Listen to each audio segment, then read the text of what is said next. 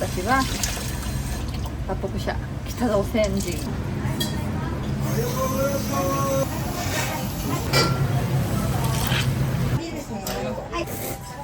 美味しいですよ。北朝鮮は25年住んで、やっぱり私は日本が一番好きです。金正恩1週間後も何が起きるか分かんない国に脱北を決心したんですね。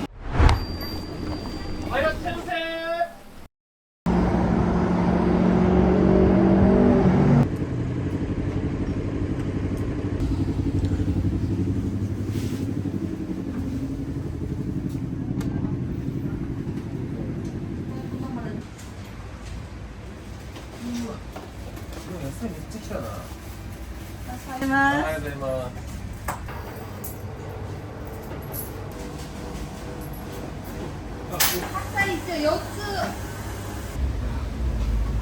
お昼は北朝鮮の料理をメインにして、平壌冷麺とか平壌温飯とか北朝鮮料理を昼に出して、夜はその北朝鮮の昼に出してる冷麺と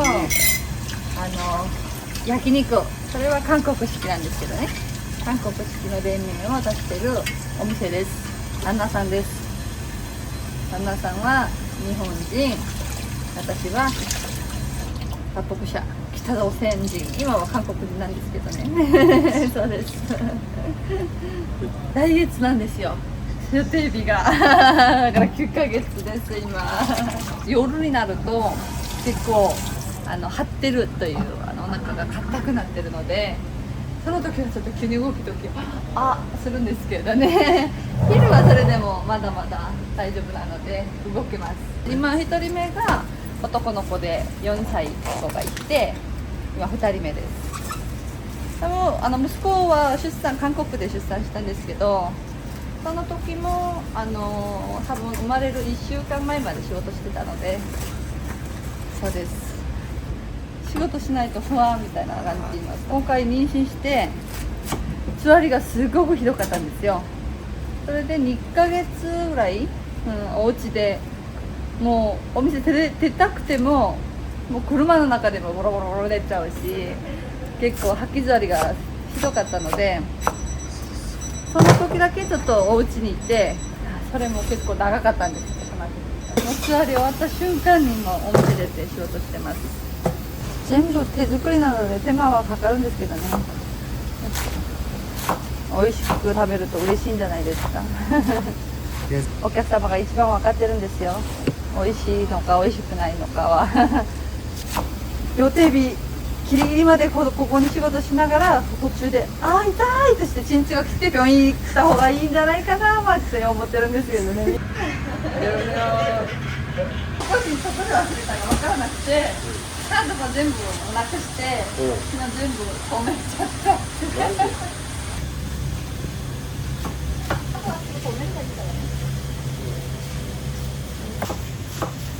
一番嫌だね。パスワードってあるよ。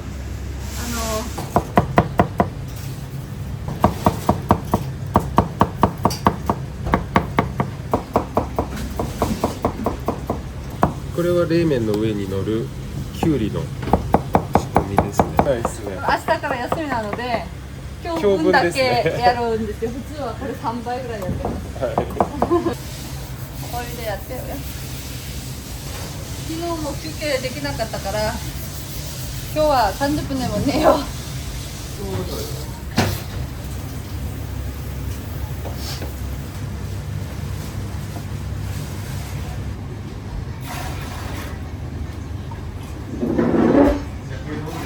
ガチャ何の話だ。またしちゃったこれ。やらかしました。15じゃん、15。いくつなのいつも。11？ 8か。数字がでかい方が大きいんじゃないの？違う。2つあった方がいいかなと思ったら、ちっちゃいのを2つも買ってきちゃいました。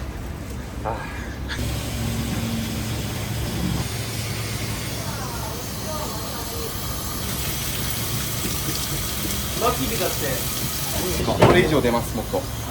今日は昼なんですけども、全然もうもっと出る時もあるんで。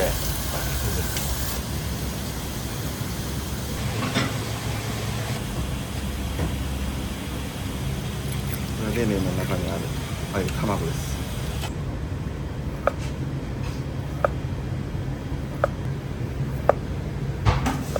ここ今3年目なんですけど、1年目は結構喧嘩しました。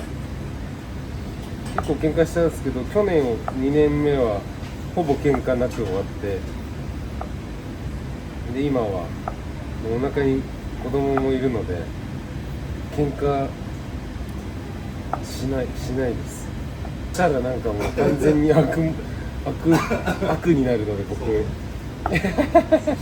結構やっぱこう初めての土地で今みたいに日本語もうまく喋れなかったから、多分彼女なりにストレスがあって、で、やっぱり異国持ちじゃないですか。だからいろいろ全部新鮮だし、ストレスもかかってただろうし、で忙しいから多分心にちょっとね余裕がなくて、でそういう時にお互い喧嘩しましたね。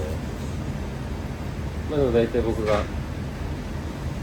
いけるっしょっつって、いけるっしょっつって、そうだよね、1年目そうでしょ、間違行くっしょみたいな感じだよね、ここで本当に逃げちゃうのみたいな。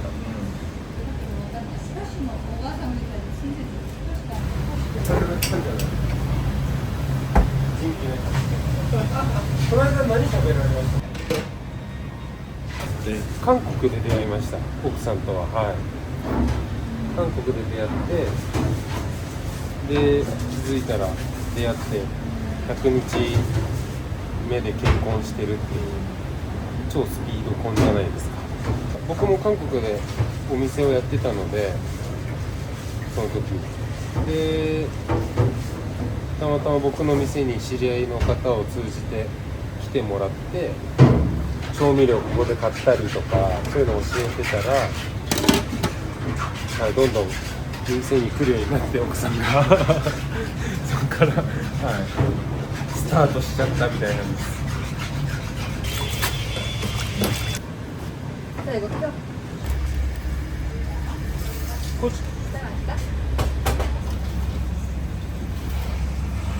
この唐辛子粉は毎月飛行機乗って韓国から来るんです。韓国産です。日本で売ってる唐辛子粉とキムチ作ってみたんですけど、全然私のお店で本店でやってるその味が出なくて、結局めんどくさくても毎回飛行機も高いよね。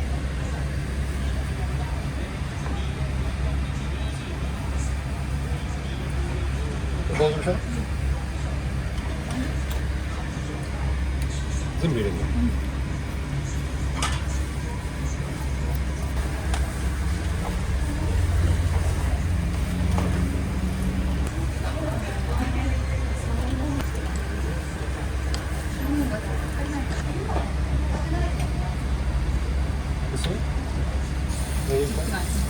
これでいいの？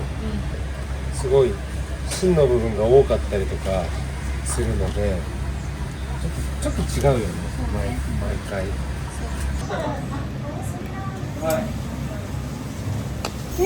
結構有名なんですよ、これ中国のお菓子で、日本語なんて言うんですかね、これ。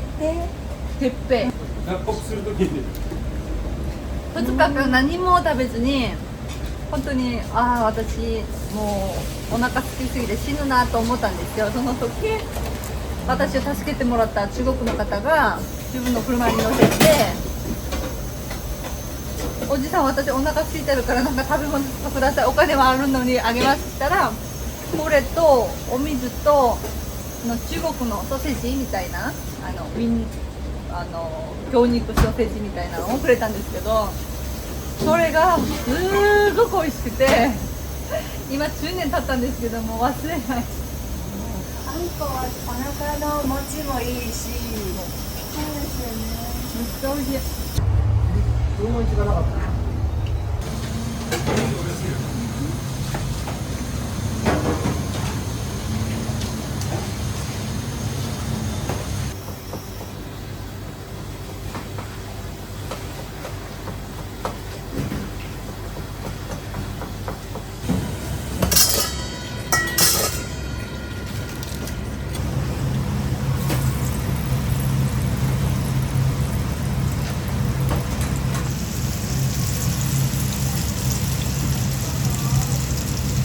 ます。あ、出さない方がいいです。いらっしゃいませ。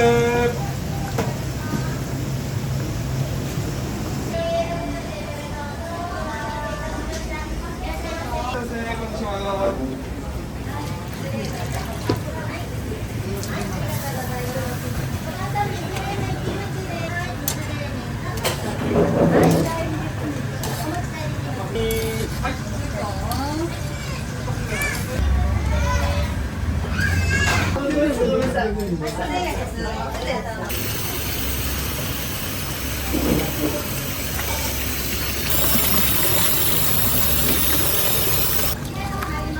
はい、いらっしゃいませ、こんにちは。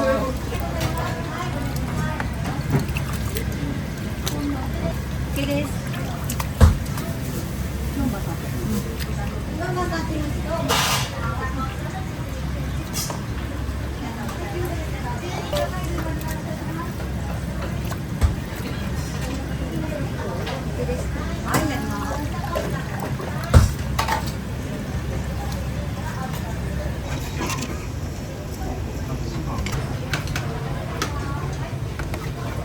はーい。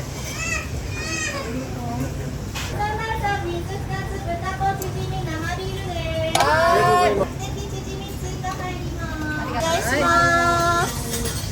はい、行きます。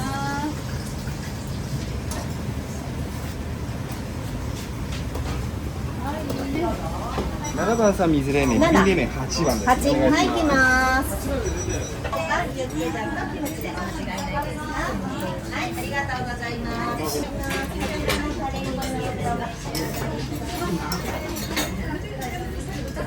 めっちゃ美味しいです。甘辛みたいな感じで、さらさら食べれちゃいます。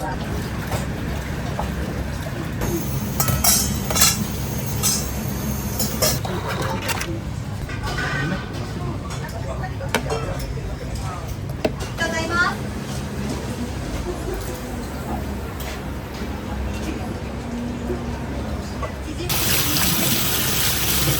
放置。シュート放棄か。あ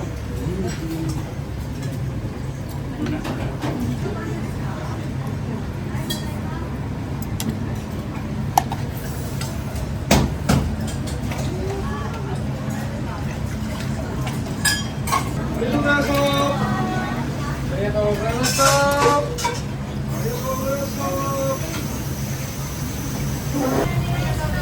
またお願いします。11です。ありがとうございます。ありがとうございます。11時に出ます。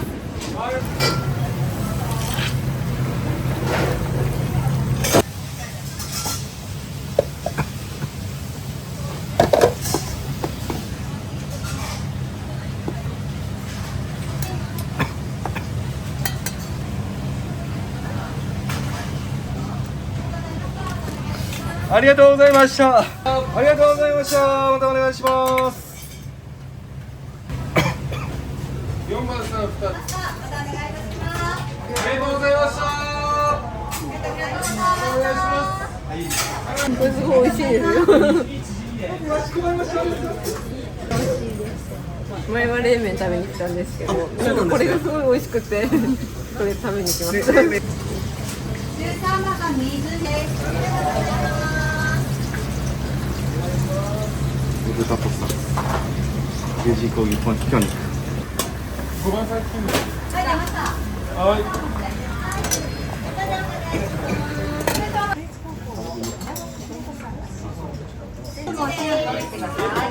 はい、ありがとうございます。ありがとうございます。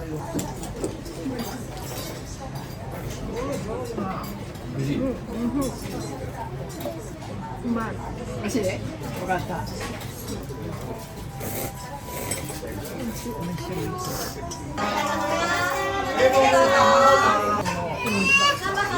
ンニクの出汁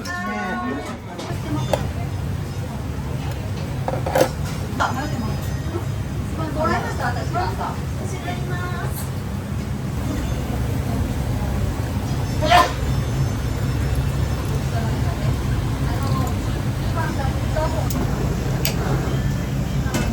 いつかこれ山に書いて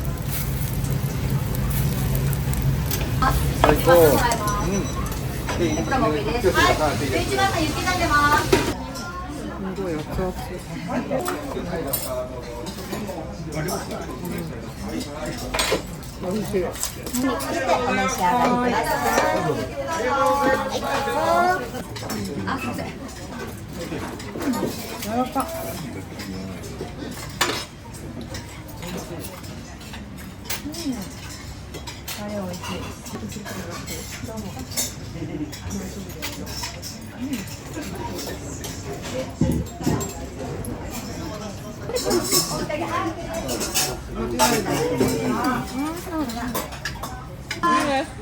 味しい美味しい。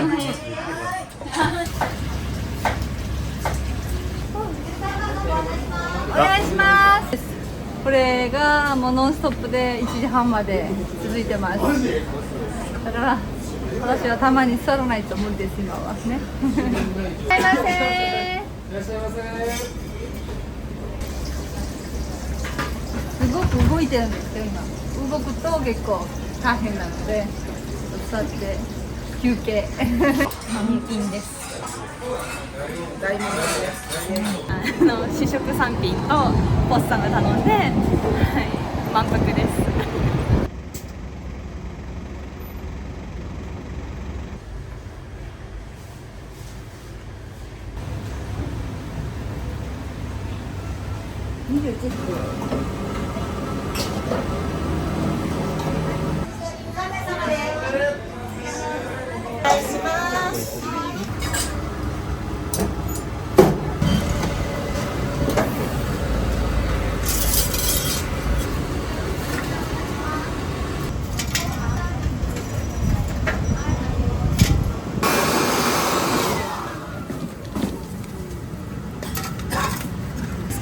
はい、かしこまりました。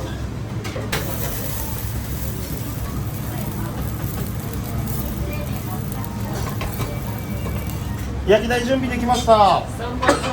かしこまりました。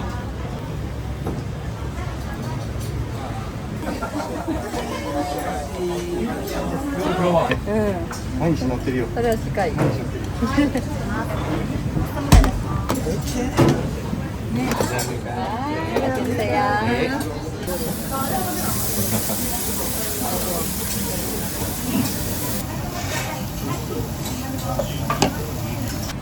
うちのハラミは焼肉は3種類しかないですけど、デジカルビとハラミは両方とも味付いた状態で提供してます。ありがとうございます。これ美味しいっすよ。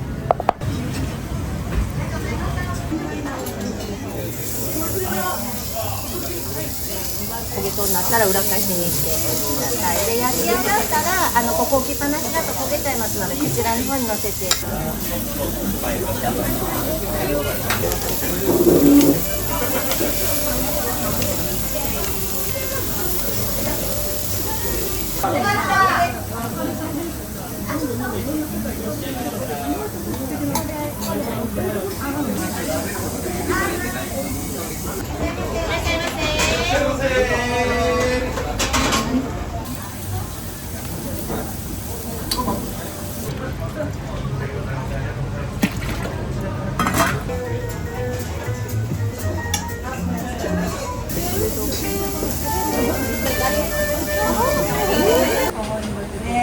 やっぱりこう料理的にもね、北朝鮮入ってるから、やっぱみんななんかちょっとこうみたいなワンクッション置かれてると思うんですけど、正直僕北朝鮮にも住んだことないし、世にから話を聞くんですけど、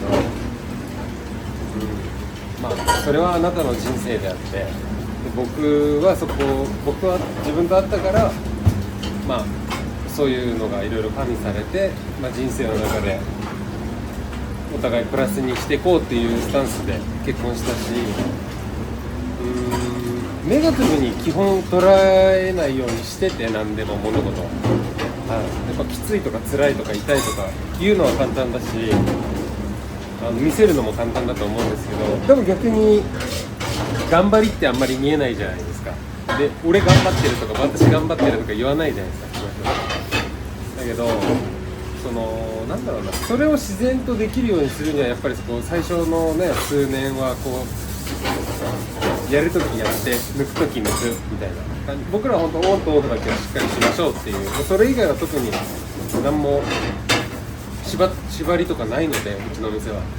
だから、まあ、そういう風にやってそれを2年間やってたら、まあこんな風になっちゃったみたいな感じなんですかね。僕狙ってやってるつもりはないんですよね。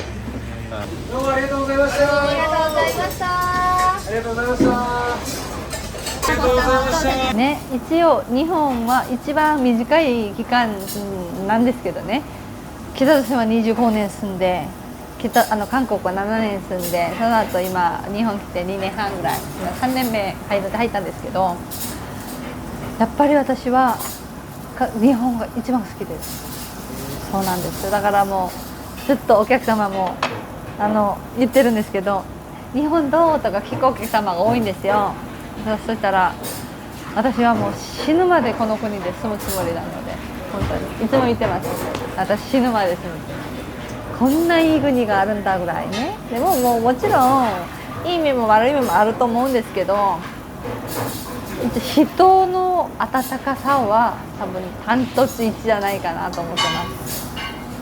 もう1日100人以上来るんですけどね、みんなニコニコしておいしいおいしいおいしいって書いてるから、これが嬉しい。私たちは朝早く起きて、朝早く出て、本当に夜帰るまでちょっとブレイクタイムの休憩時間30分ぐらいだけで、もうほとんど立ってて仕事してるんですよ。ずっと動いてるし、もう体は疲れてもそのニコニコしてるお客様、喜んでるお客様を見ると、よし明日も頑張ろうもうその気持ちが出てくるんですよただみんな心配してるのが、子供生まれたらお店休むのという聞くお客様多いね休まないんですよなるべく早く復活しますと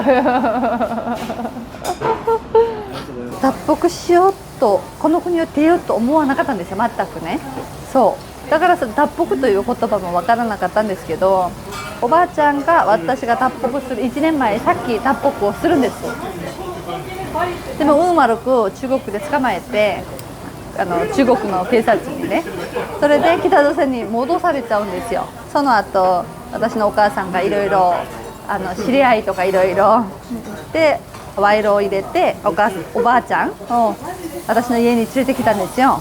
その時ちょっとおばあちゃんからいろいろ脱北の情報というんですかね、それを聞いたんですよ、私は。でもおばあちゃんはいつも「ヨニちゃん一緒に脱北しよう、この国を出よう、この国は未来がないよ」といつも私に言ってたんですけど、私が行こうと思ってたその道で行けなくなっちゃったんですよ。